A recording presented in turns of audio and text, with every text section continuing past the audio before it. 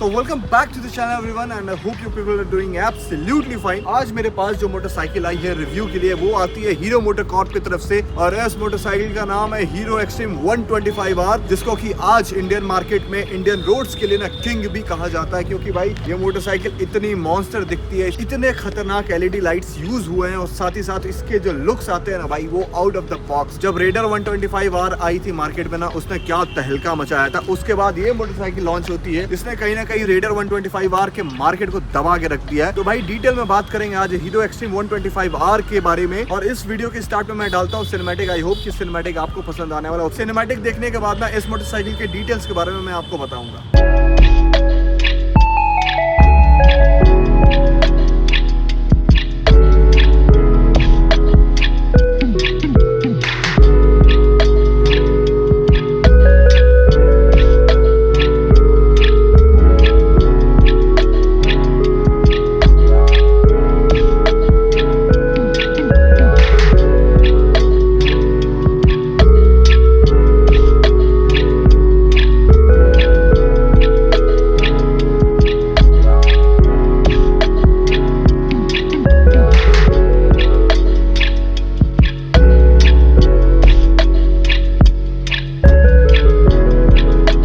तो मोटरसाइकिल का रिव्यू का स्टार्टिंग मैं करता हूँ मीटर कंसोल से, जो कि आता है फुल्ली डिजिटल, जिसमें कि आपको engine check light, side stand और एबीएस का ना सारा ऑप्शन देखने को मिल जाएगा। इसमें आपको ओडोमीटर, स्पीडोमीटर, गियर सेंसर और टाइम वगैरह सारा कुछ देखने को मिलता है। साथ ही साथ आरपीएम मीटर भी और एवरेज भी देखने को मिलेगा, वो मैं आपको चेक कराता हूँ। अगर आप ये वाला बटन दबाओगे ट्रिप ए, ट्रिप बी और साथ ही साथ एवरेज भी बताती है मोटरसाइकिल। साथ ही साथ इसमें गियर का भी ऑप्शन दिया हुआ है। मैं आपको बताता चलो इस मोटरसाइकिल में ना 5 गियर वेरिएंट आता है। टोटल ना 5 गियर तक इस मोटरसाइकिल को शिफ्ट कर सकते हो। अब ना हम लोग मीटर से आते हैं टैंक के साइड में, जो कि 10 लीटर का टैंक है और यहाँ पे लॉक है, चाबी लगा के इसको खोल सकते हो। 10 लीटर के हिसाब से ना इसका जो एवरेज है अराउंड 45 to 55 के बीच में निकल के आता है। डिपेंड करता है आप राइड कैसे करते हो। जब आप टैंक के बारे में बात करोगे तो टैंक जो अग्रेसिवनेस इसमें लेके आता है वो बहुत ज्यादा लगता है अग्रेसिव देखने में। E20 पेट्रोलियम को ये सपोर्ट करती है। साथ ही साथ यहाँ पे 3D एम्बलम एक्सट्रीम का मतलब इस साइड में भी और इस साइड में भी देखने को मिलेगा। और साथ ही साथ मैं आपको बताऊं, जो लोग कहते हैं ना कि मोटरसाइकिल में सिर्फ और सिर्फ प्लास्टिक आ रहे हैं, तो जी हाँ, ये जो मोटरसाइकिल है ये भी पूरा कंसिस्ट करती है प्लास्टिक की, लेकिन जो इसकी फ्रेमिंग्स वगैरह है ना वो आपको मेटल का देखने को मिलेगा, वरना बाइक की स्ट्रेंथ ही खत्म हो जाएगी अगर प्लास्टिक बेस्ड मोटरसाइकिल लेगी। ऐसा कहना गलत है कि मोटरसाइकिल सिर्फ प्लास्टिक बेस्ड है। अगर प्लास्टिक बेस्ड रहेगी तो मोटरसाइकिल आपकी एकदम कमजोर रहेगी और भाई वो चल नहीं पाएगी। दूसरी बात मैं आपको बताता चलूंगा, भाई प्लास्टिक मोटरसाइकिल्स आर नेसेसरी। मैं आपको बताऊं कि अगर आपकी मोटरसाइकिल अगर पूरे आयरन से बनी हुई है ना तो आपकी मोटरसाइकिल का जो वेट है वो बहुत ज्यादा हाई हो जाएगा। दूसरी बात यह है कि जब आप गिरोगे तो उठाने में भी तकलीफ रहेगी। उसके बाद पावर कंज्यूम बहुत ज्यादा करेगी मोटरसाइकिल। पावर इन सेंस मतलब पेट्रोलियम बहुत ज्यादा कंज्यूम करेगी। इसीलिए मोटरसाइकिल को लाइट वेट करने के लिए और इसके एवरेज को बढ़ाने के लिए प्लास्टिक का इस्तेमाल किया गया था। इसका जो इंजन है ना वो प्रोड्यूस करता है around 11.4 bhp of power, 10.5 newton metre of torque, जो कि एक बहुत ही पंची इंजन का पहचान है भाई। अगर मैं इस साइड से आपको मोटरसाइकिल चेकआउट कराऊं तो भाई बहुत ज्यादा अग्रेसिव लगती है और ये जो कलर कॉम्बिनेशन है ना इसमें ग्रे और ब्लैक बहुत ही अमेजिंग लग रहा है। साथ ही साथ अगर मैं टायर के बारे में बात करूं तो पीछे में आपको 120 सेक्शन का टायर देखने को मिलेगा। डिस्क ब्रेक के साथ आपको देखने को मिल जाएगा एबीएस सेंसर, जो कि बहुत एफिशिएंटली इस मोटरसाइकिल में वर्क भी करता है। उसके बाद अगर मैं बैक प्रोफाइल के बारे में बात करूं तो इसमें जो ग्रैब रेल है ना वो दोनों साइड में दिया हुआ है, एक अटैच्ड नहीं है। उसके बाद जब आप इंडिकेटर्स के बारे में बात करते हो तो इसमें फुल्ली एलईडी डिजिटल इंडिकेटर दिया हुआ है। तो अगर आप बात करोगे 125 सीसी सेगमेंट की तो इसमें ये जो चीज मैं अभी पकड़ा हूं ना ये बहुत ज्यादा कॉमन नहीं है, क्योंकि रेडर 125 में आपको किक स्टार्टर का ऑप्शन अब देखने को मिला है, जब स्टार्ट हुआ था तब नहीं था इसमें। लेकिन इस वाले मोटरसाइकिल में ना ये चीज आपको देखने को मिलता है। बाकी ये सारा इंजन का मॉड्यूल है, 125 सीसी का इंजन है,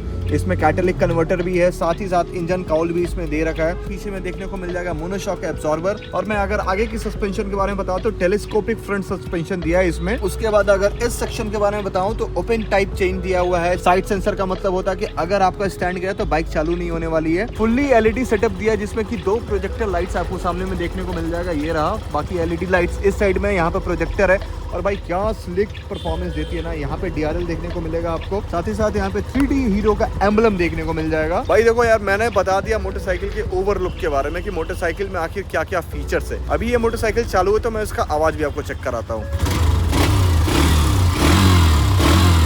तो कुछ इस तरीके से आपको मोटरसाइकिल का साउंड भी सुनाई देगा, जो कि बहुत ही अग्रेसिव है। इसका जो एग्जॉस्ट मफलर है ना, काफी स्पोर्टी अंदाज को रिफ्लेक्ट करता है। और अगर आप इस साइड से मोटरसाइकिल देखो ना, तो भाई क्या लगती है ना, कितनी अग्रेसिव लग रही है। तो भाई देखो, इतना कुछ मैंने आपको बता दिया मोटरसाइकिल के बारे में एक डिटेल्ड रिव्यू के तौर पे। अगर मैं आपको अब इस मोटरसाइकिल के मेरिट और डीमेरिट के बारे में बताऊं, तो आपको मैं बताता हूं इस मोटरसाइकिल का सबसे बड़ा मेरिट क्या है। इस मोटरसाइकिल को आप 125 सीसी सेगमेंट की सबसे क्लियर लुकिंग मोटरसाइकिल भी कंसीडर कर सकते हो, क्योंकि भाई सामने का लुक देखो क्या अग्रेसिव लग रहा है। और साथ ही साथ इसका जो सबसे बड़ा डीमेरिट है मेरे हिसाब से, वो है पूरी प्लास्टिक बॉडी। अगर एक बार मोटरसाइकिल आपकी क्रैश करती है, तो आपकी मोटरसाइकिल कहीं से नहीं बचने वाली है। इस चीज को कंसीडर करना। और इसी के साथ इस वाले व्लॉग को मैं करता हूँ यहीं पे एंड। अगर आप चाहते हो किसी और मोटरसाइकिल का मैं रिव्यू वीडियो डालूं, तो कमेंट करके जरूर बताओ।